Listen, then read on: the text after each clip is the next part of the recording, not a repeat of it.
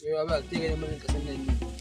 Kake kasar mulkin Baba Buhari ai yana aiki. Ai kawai ne dai kawai suke goyon bayan aiki amma Baba Buhari ai yana aiki. Na ji an ce ma yana can kasar waje yana gwagwarmaya. To ai ku ne ƴan mulku ku za ku ga wannan harkar take yi. Wallahi wani ƴan ƙauyen ne ma ba sa gani amma yana yi sosai a ƙasar nan.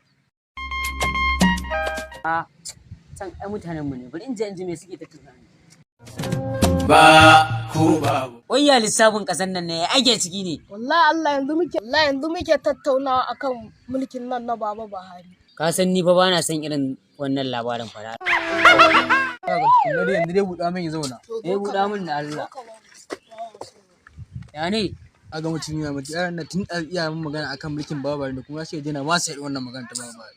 Na gaya ma bana son irin wannan mulkin irin wannan labarin mulkin Baba Buhari. Allah can banza nonsense kai ne zagara nonsense kai kake ganin wani Baba Buhari baya aiki na je inda baka je ba na huce ajin kai mun wannan abu Baba Buhari ma yana aiki sosai a ƙasar nan ku ne dai ƴan ƙauye waɗanda ba kwa gani amma Baba Buhari yana aiki a ƙasar nan ka ji ko Ka gani bai ji ko? to ba zan ji ba din an yi ma din kai wane ne doron ka nake ji Ba bai ji ko?